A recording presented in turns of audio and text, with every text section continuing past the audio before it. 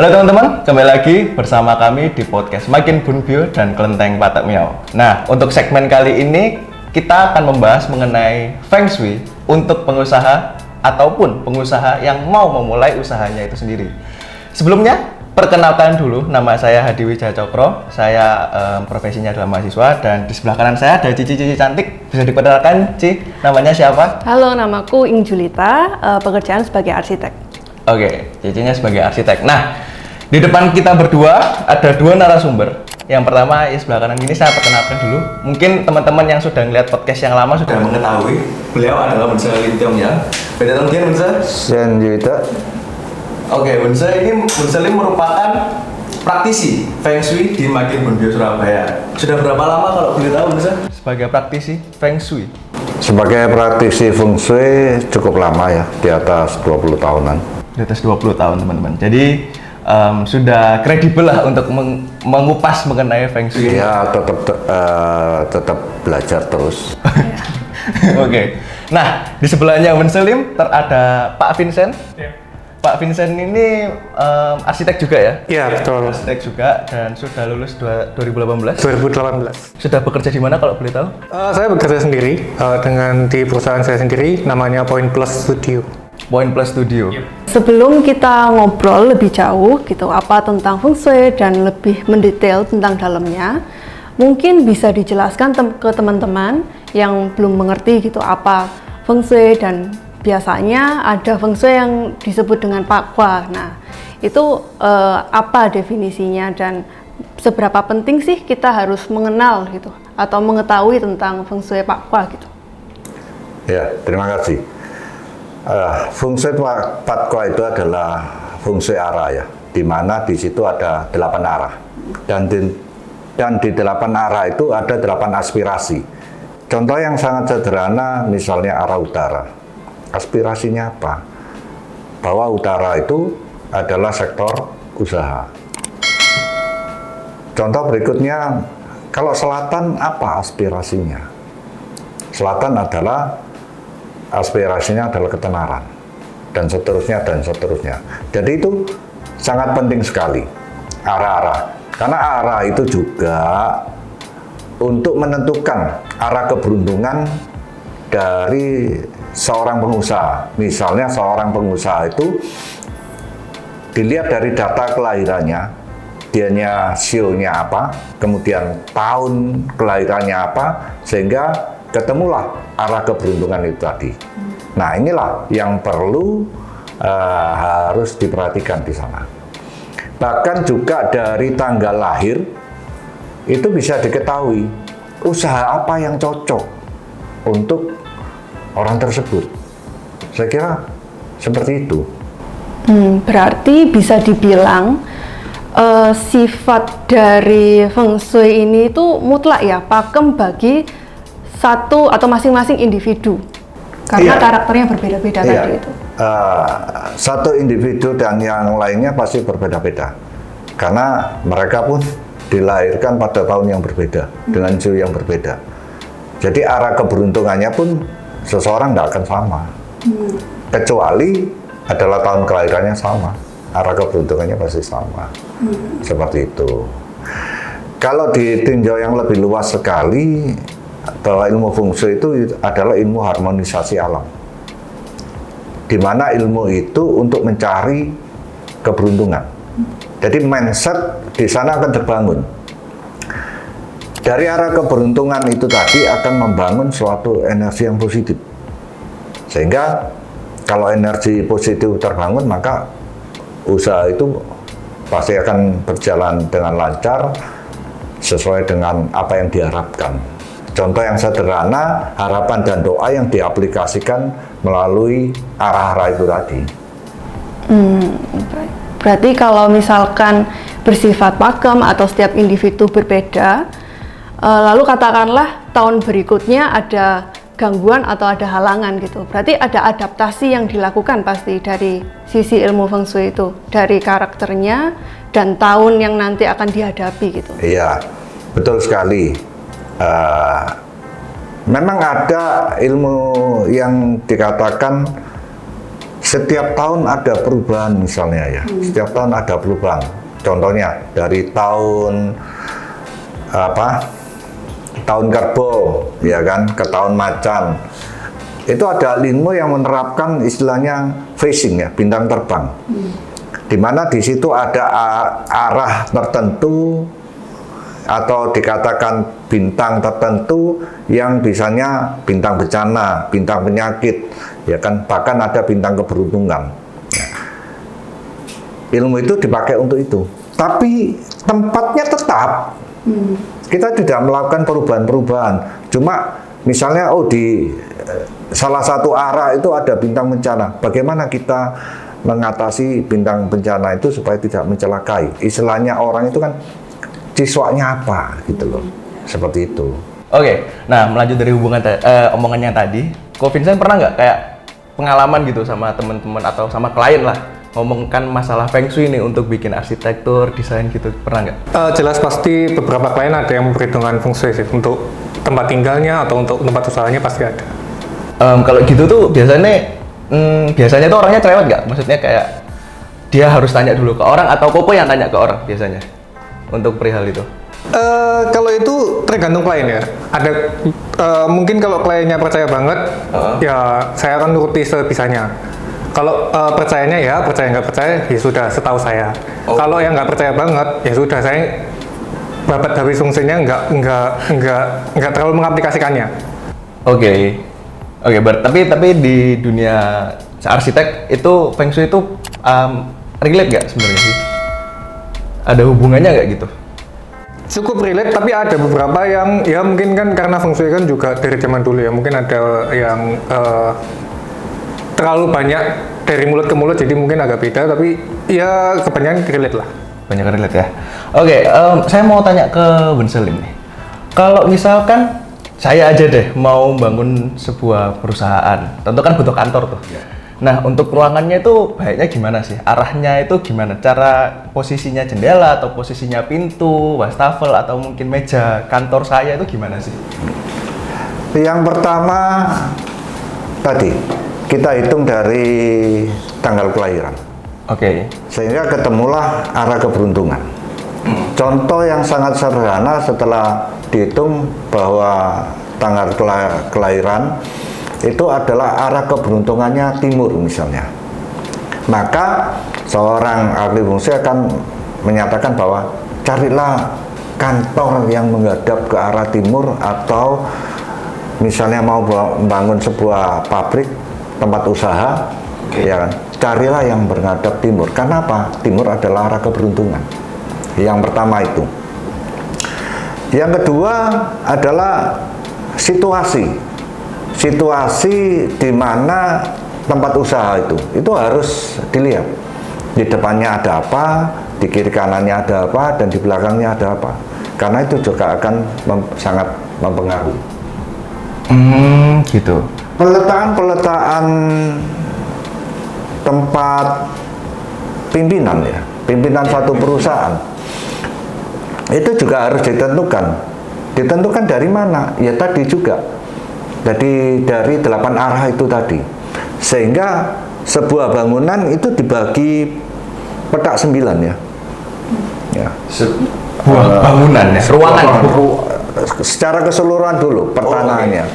Itu dibagi sehingga tahu ini sektor mana yang cocok sebagai tempat seorang pimpinan. Dan kemudian diaturlah arah duduk tadi. Arah duduk disesuaikan dengan apa? Dengan arah keberuntungan. Kembali ke arah keberuntungan. Sehingga sebelum melakukan usaha sudah menang satu langkah dulu, sudah menghadap ke arah keberuntungan. Inilah yang akan membantu sehingga sebuah usaha itu lebih maju, lebih lancar lah, lebih lancar, dipermudahkan gitu ya. Tapi kalau masalah jendela-jendela gitu, kusen itu juga ada perhitungannya nggak? Memang ada perhitungannya. Di situ ada kan juga meter feng shui ya. Oh iya, kalau teman-teman nggak tahu, Bun Selim itu punya meteran Feng Shui. Berapa meter itu, Bun Selim? Ya. Jadi di situ ada tulisan. Nah, itu kan gini, sebetulnya meteran Feng Shui itu adalah harapan dan doa yang diaplikasikan lewat meter itu tadi. Oh, Ya. gitu. Penempatan jendela itu juga sangat mempengaruhi. Contohnya ya kan, kita duduk di belakang jendela itu sangat tidak bagus. Oh, nggak boleh ya justru kayak Boleh, gitu? karena kedudukan kita nggak kuat. Ya kan. Seperti itu juga dengan pintu.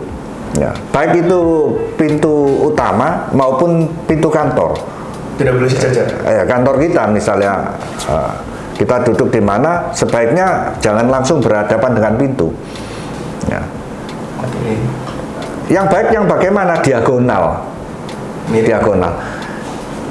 Ada yang tidak diperbolehkan dan sangat fatal. Artinya kita duduk ternyata pintunya masuknya dari samping kita. Jadi kita membelakangi pintu. Ini nggak boleh. Nah, apa yang terjadi? Kita akan kehilangan kesempatan. Seharusnya kan kita melihat kesempatan. Oh. Ya. Simbolnya seperti itu. Ya? Simbolnya seperti itu. Sehingga misalnya ada sesuatu yang bersifat tidak baik, kita tahu dulu kalau diagonal, ya kan. Kalau di samping kiri kanan misalnya kita duduk, kemudian pintunya di samping kiri kita kan membelakangi pintu, Benar, ya kan. benar. Bila ada gangguan kita nggak tahu. Itu termasuk pintu yang utama yang ada di paling depan kantor gitu ya? Lebih cenderung ke arah pintu ruangan pimpinan ya. Oh. Pintu pimpinan. Ya, sebelum mulai ke pertanyaan selanjutnya, ini sudah disiapkan hidangan. Silahkan minum dulu supaya nggak Iya. tegang. Silakan. Soalnya cukup intens ya pertanyaan itu ya. Dan masih banyak pertanyaan Iya. lagi yang nanti akan dilontarkan. Oh, kopinya enak nih, Ci. Apa namanya, Ci? Waduh. Nggak boleh buka merek ya? Tidak Oh, boleh sorry, buka sorry. merek. Nggak di endorse. Kalau mau teman-teman mau endorse, Ya, silahkan ya pede menghubungi. banget. Ya ampun, oke. Lanjut, Oke, Ci. lanjut. Ini aku mau tanya ke Ko Vincent dulu deh gitu. Kalau misalkan bicara tentang Feng Shui ya, berarti untuk masalah mendesain paling sering mengotak-atik di layoutnya, berarti di denah gitu. Iya, kebanyakan pasti di denahnya, nanti mungkin di tangganya juga, di posisi ruangannya. Terus kalau misalkan rumah, nanti juga biasanya sih diperhitungkan di dapur. Dapurnya itu nanti posisinya di mananya. Dapur, garasi, kayak gitu. Pernah nggak klien datang dengan membawa ahlinya seperti Wan Selim gitu untuk berkolaborasi bagaimana caranya mendesain yang disesuaikan dengan Feng Shui si pemiliknya ini? Pernah.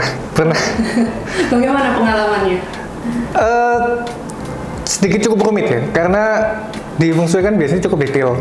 Misalkan kayak tadi ada meteran Feng Shui-nya, benar-benar harus pas sesuai dengan itu. Jadi misal kayak pintunya ada, dia bilang daun pintunya harus berapa gitu, dan itu harus benar-benar pas. Dan nggak bisa diubah-ubah semau kita, kayak gitu. Oh, berarti kalau misalkan nanti ada revisi ruangan atau apapun, berarti kontaknya juga harus ke ahlinya dulu ya, barusan ke kliennya. Iya, harus konfirmasi ke ahlinya dulu. Boleh apa enggak sih kalau seperti ini? Pernah nggak sih kok kalau ada kayak pengalaman gitu, ahli Feng Shui-nya bilang kayak bagusnya kayak gini deh, gini. Tapi ternyata Nggak begitu bisa nih, koko gitu. cetak di denah atau koko gak desain, ternyata nggak profesional nih bentuknya. Iya. Pernah nggak kayak gitu? Atau nggak estetik atau gimana gitu. Nggak estetik ya, Ci? Iya, berlainan. Pernah. Sebenarnya pernah. Ya, tapi mau nggak mau karena kliennya juga sudah bayar praktisi Feng Shui, dan takutnya kalau misalkan nggak diturutin kayak gitu, klien kan biasanya kayak, aduh ini nanti jadinya nggak sesuai kayak orang Feng Shui-nya ngomong kayak gini. Nanti kalau aku kurang optimal hokinya gimana? Ya nanti kan saya sendiri juga nggak mau disalahkan dan nggak mau buat orang rugi kan, dalam tanda kutip. Pasti ngalah sih. Oke. Berarti ngikutin apa kata klien gitu ya? Iya. Tapi Bun Selim pernah nggak kayak sudah ada orang tanya, terus abis gitu orangnya tuh kayak gini nih, nggak proporsional Bun Se, kurang estetik nih, pernah nggak kayak gitu? bagus gitu. Memang sebaiknya itu kan bertemu 3 orang, Oh langsung ya? praktisi Feng Shui-nya, Oke. pemiliknya, kemudian arsitek. Iya. Ya kan, 3 ini harus ketemu.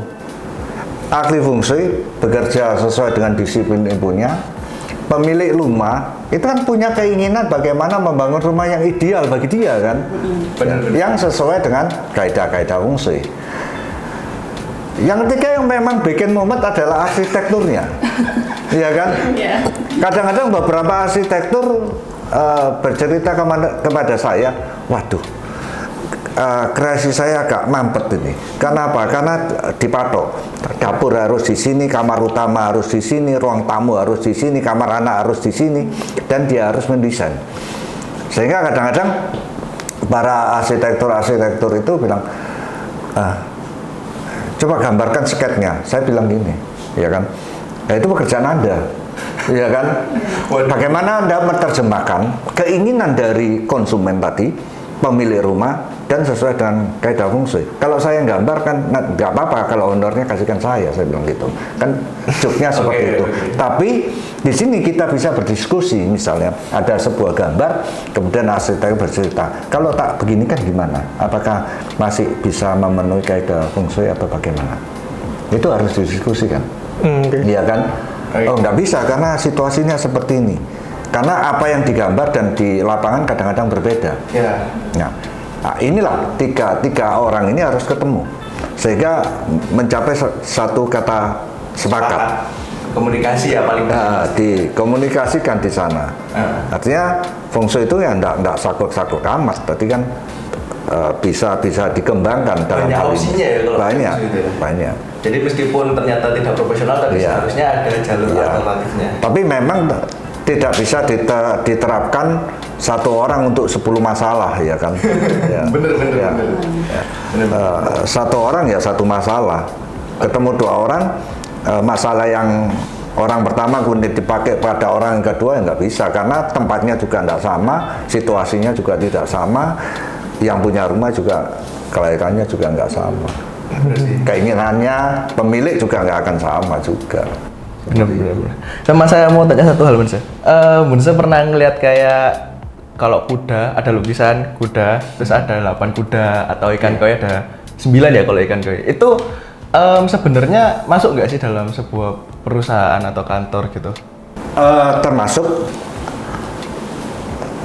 Saya banyak menyarankan sebuah tempat usaha, buatlah sebuah apa ya? Kayak pajangan ya kan, hiasan atau apa ya, supaya apa, suasana kantor ini tidak garing pertama, ya kan, membuat suasana kantor ini ramah, kemudian sebuah gambar itu bisa memotivasi kinerja, dan selalu harus arahnya ke arah yang positif. Contoh tadi sudah disebutkan kuda. Saya sebetulnya nggak suka. Oh gitu. Ya kan. Karena memacu orang untuk berpacu di sana. Gambar kuda itu tadi. Karena itu tadi itu kan masyarakat Tionghoa ini khususnya adalah masyarakat simbolisme. Segala aspek kehidupannya yaitu tadi bahasanya menggunakan bahasa simbol.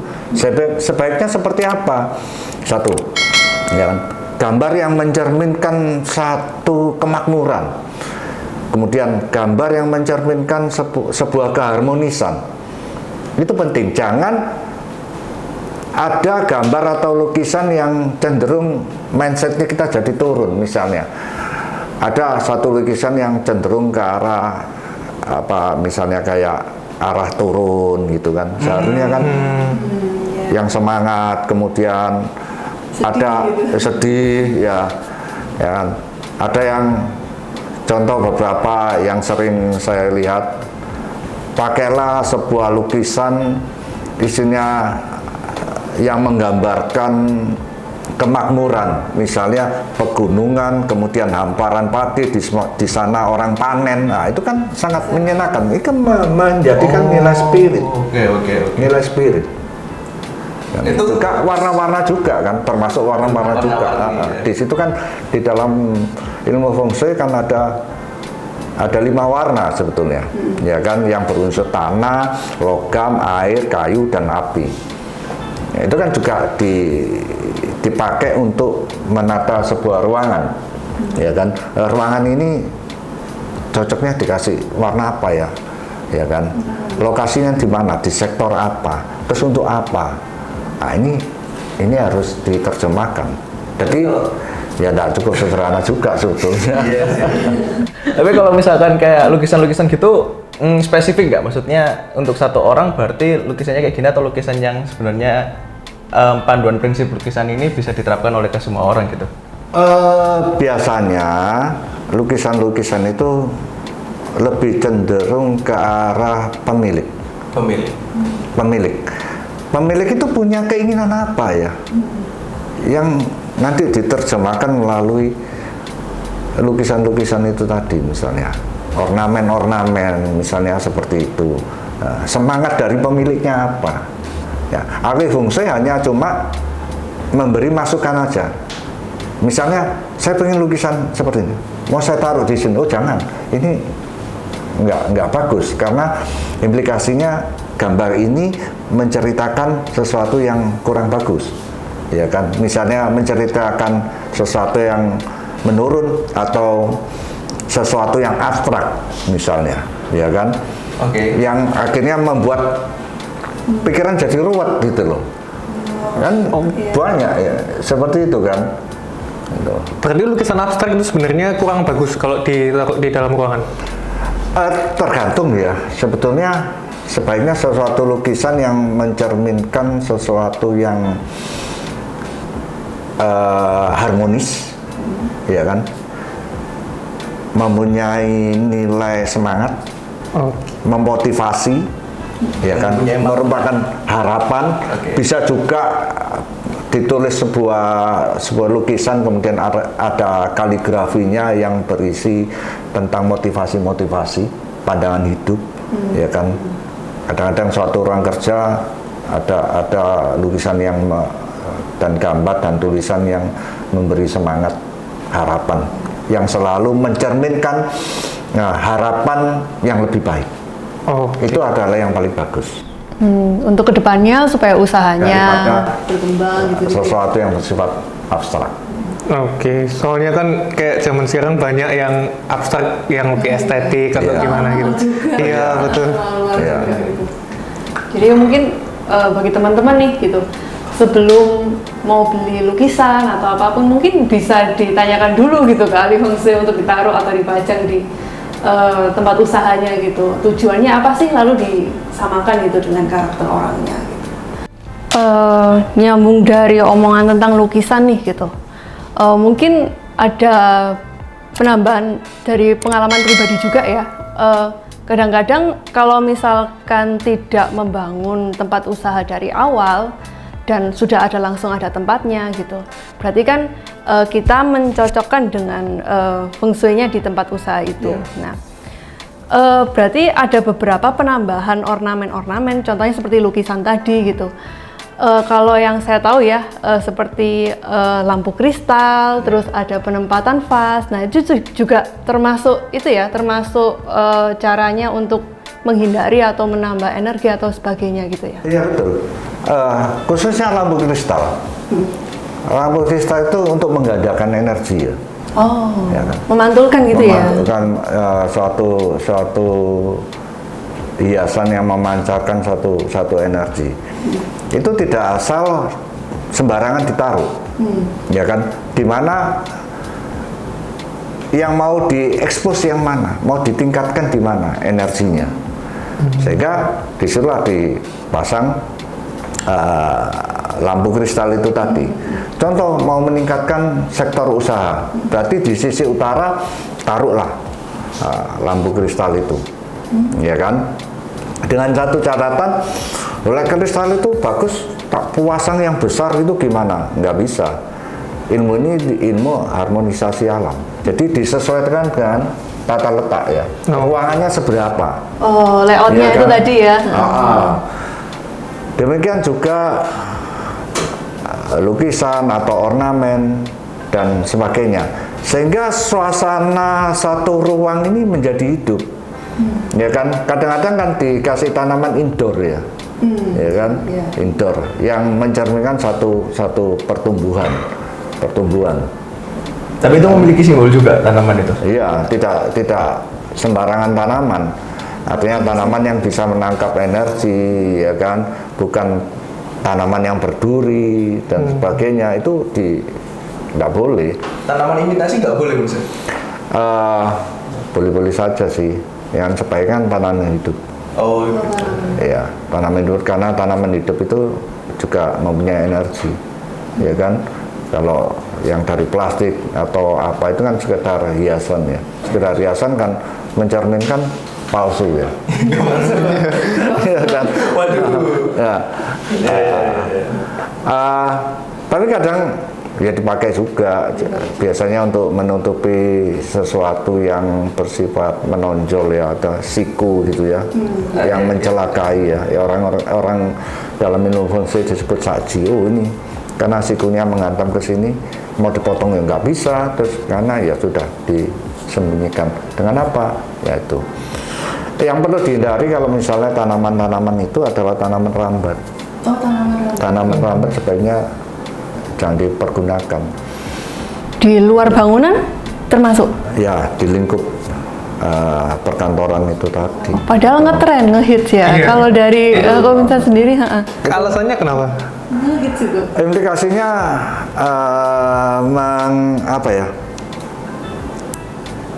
Problem biasanya pada keuangan, menggerogoti istilahnya. Tanaman-tanaman menjalar itu. Meskipun imitasi tadi juga ya? Kalau imitasi sih nggak seberapa, dia tanaman hidup. Pernah ada tanaman imitasi? Ada banyak. Oh ya, saya yang Oke. Ada. Bahkan kadang-kadang untuk menghindari cahaya dari jendela, kemudian dikasih kemudian dikasih tanaman rambat, ya kan? Nah, seringkali saya katakan jangan pakai tanaman rambat, karena akan menggerogoti keuangan di sana. Oh gitu. Believe it or not ya. Kadang-kadang saya pikir, apakah feng shui itu perlu dipercaya? Nggak usah percaya. Jalani saja, karena dia akan bekerja sendiri, ya kan? Karena ilmu kan sudah cukup kuno dan sudah istilahnya kalau mau kesaksian ya, istilahnya statement atau apa, mereka menjalani memang amat sangat bermanfaat, ya kan? Anda percaya atau tidak percaya, feng shui itu bekerja. Tujuannya akan baik, ya pasti hasilnya akan baik. Iya sih. Daripada kita nggak tahu apa-apa ya. Lebih baik Iya kan? dari dulu lah gitu. Ya, jangan dilawan. Kalau dilawan, ya pasti ada celaka lah. Itu kan memang sudah menjadi suatu ilmu ya. Orang-orang dulu yang sangat luar biasa, dia punya ilmu yang semacam itu merupakan suatu wahyu. Dan arah-arah itu di umat Konghucu ada kan di kitab Yaking ya, kitab Yaking 8 arah itu dan semuanya. Arah utara itu apa, timur, bahkan sampai ke organ tubuh manusia, ya kan? Seperti itu. Kalau simbol-simbol lain gitu, mungkin peralatan lain yang menonjol gitu, yang harus diatur gitu di dalam sebuah kantor maupun Vas bunga ruangan. yang itu, lubang yang nggak ada isinya, katanya pernah dengar bisa masukkan energi. Guci. Ya kayak guci itu. Ya. Ada sih, itu kan harapan ya, Harapan. kembali kepada harapan si bahasa simbolnya. Kadang saya juga menggunakan hal-hal yang seperti itu, taruhan guci pada sudut tertentu, ya kan? Guci itu di siapa? Ya, harapannya apa? Ya kan? Pemasukan misalnya, iya kan? Di dalam guci itu dikasih uang logam. Harapannya kan harapan. Nah, inilah yang akan memacu pikiran positif sebetulnya. Energi bekerja sendiri, ya kan? Kadang kuncinya dikasih uang logam. Saya bilang kasih uang logam. Ya. Terus untuk macam-macam lah. Itu ada umurnya nggak? Gini, minimal 1 tahun sekali itu dikeluarkan dan dibersihkan. Karena di situ dia akan menampung baiknya energi negatif, khususnya energi negatif ya. Ya, untuk menampung hal-hal yang seperti itu sehingga muncullah energi positif. Ya, tetap harus dirawat, namanya sesuatu itu harus dirawat, bukan berarti ditaruh. dibersihkan. Kata kuncinya sebuah fungsi sebetulnya sangat sederhana, bersih dan terang. Bersih dan terang. Ya kan? Kalau sebuah ruangan itu pencahayaannya kurang, dia suram, energinya menjadi yin. Ya kan? Sudah tertata bagus, tata letaknya, tetapi kemudian pencahayaannya, kebersihannya dan sebagainya kurang dirawat. Gitu ya. Ya kan? Sehingga nggak usah jauh-jauh, orang awam aja masuk sebuah kantor, wah ini kantor atau gudang, ya kan gitu ya, ya kan? Nah, sehingga untuk tamunya kan menjadi tidak nyaman, mindsetnya menjadi negatif. Ini orangnya acak-acakan, jangan-jangan kerjanya pun acak-acakan, kan gitu, ya kan? Padahal kan ya karena ditaruh mana ini ya, makanya diaturlah sebuah kantor yang bersih, nyaman, yang ramah lingkungan. Intinya seperti itu sebetulnya. Oke, bisa kembali lagi kalau misalkan kita ngomongin pembangunan sebuah kantor gitu, perlu nggak sih kita itu memilih untuk bahan yang kita gunakan buat bangun kayak kayu, batu, kan itu kan juga dalam tanda kutip mengandung energi. Gimana tuh Mas? Yang pasti harus kan bahan-bahannya bagus. Oke. Karena itu kan dipakai selamanya. Hati-hati dengan barang-barang bekas. Ya kan? Karena kadang-kadang barang-barang bekas itu kita nggak tahu itu ceritanya barang itu seperti apa. Melewati masa apa? Melewati masa apa. Ya kan? Misalnya contoh ini ada meja bekas cocok ini untuk direktur gede bagus murah kayu jati dan sebagainya. Ya kan? Kita nggak tahu sejarahnya itu seperti apa. Ya kan? Oke. Berarti itu juga kayak membawa energi dari yang dulu juga terbawa gitu. Iya. Memang ada beberapa klien saya menyukai barang-barang kuno, ya kan. Sebaiknya bagaimana untuk menghindari hal-hal yang energi-energi yang negatif yang menempel di sana. Ya di cleaning lah. Di cleaning dalam arti bukan berarti wah seperti ritual kayak apa, ya kan. Yang paling gampang kan dibersihkan, kemudian dicat ulang. Bila perlu, bila ada sempat dijemurlah di matahari, ya kan, untuk menetralisir seperti itu, sehingga hal-hal yang negatif itu berkurang dan sebagainya, sehingga menjadi energi yang baru. Menggunakan ornamen yang di dalam, karena ada kadang hiasan yang apa ya, kayak batu-batu koral itu ya. Ya kan, itu hindari yang sesuatu yang mencelakakan, ya kan, berbentuk lancip dan sebagainya seperti itu, ya kan. Sesuatu yang gampangnya kan ramah lingkungan lah. Kalau Om Vincent nih, kan udah punya kantor sendiri pasti kan? Iya. Kantornya gimana? Sesuai nggak sama fungsinya? Udah dihitung belum?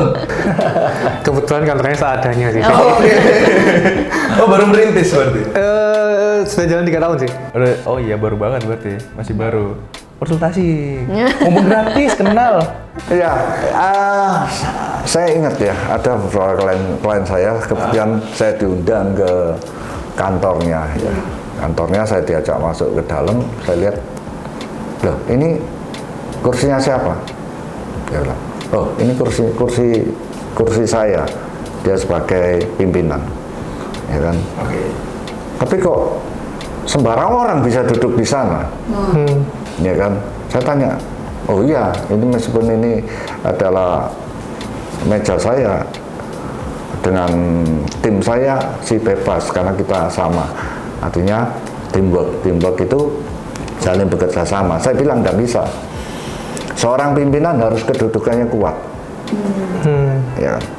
Dan meja dan kursi itu tidak boleh diduduki oleh siapapun. Ya.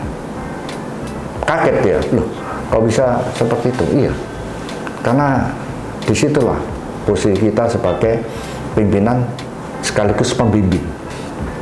Ya, nanti apa yang terjadi? Ya, istilah saya nanti anak buah yang lama semua itu. Geser kedudukan. Iya kan? Bisa jadi sih. Ngelama kan itu kursinya anggap aja kursinya itu direktur atau pimpinan, dia sembarang duduk. Kemudian yang kedua menghindari hal sesuatu dalam tanda kutip. Oh ya, bisa Iya kan? Ya, kalau mau jahat ya. Melakukan satu tindak kejahatan kan bisa. Kalau ini kan sekarang banyak nih tempat yang co-working space, tempat yang kerjanya sama-sama. Nah kalau kerjanya kita ngantornya di tempat seperti itu gimana? Kan nggak netap juga kursinya, ini tempatnya di sini kan juga nggak netap. Pandai-pandailah kita memilih lokasi. Oke. Artinya kalau dalam ilmu perang Sun Tzu itu siapa yang datang dulu dia itu pemenang. Ya kan?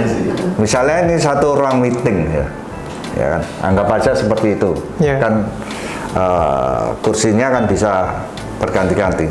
Cari sesuatu posisi yang pertama, ya ada senderannya, sehingga kita posisinya kuat. Yang kedua, jangan berhadapan dengan pintu. Oke. Iya kan? Nah, yang ketiga, kalau kita tahu arah keberuntungan kita itu lagi ngadep ke mana, ya kan? Oh, arah keberuntungan kita tadi timur, berarti saya harus duduknya di sisi barat menghadap ke timur.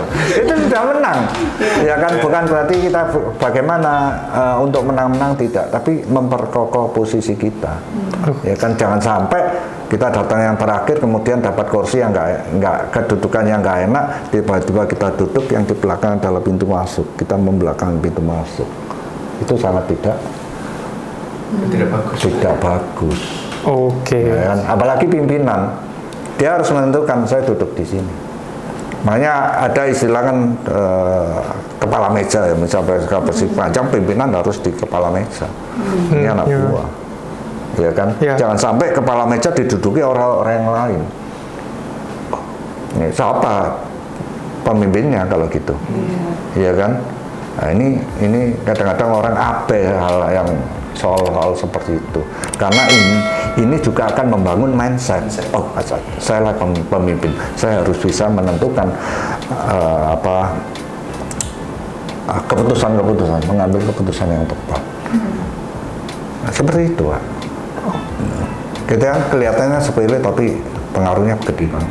Buat psikis sih lumayan sih menurut saya, kalau misalkan kita mengetahui dan kita tahu itu Nilai plus sudah. Iya. Ya, makanya meja direksi itu kayak mejanya Big Boss. ada senderannya sehingga dia kuat, kedudukannya kuat dan menjadikan satu PD dan kewibawaan. Itu penting.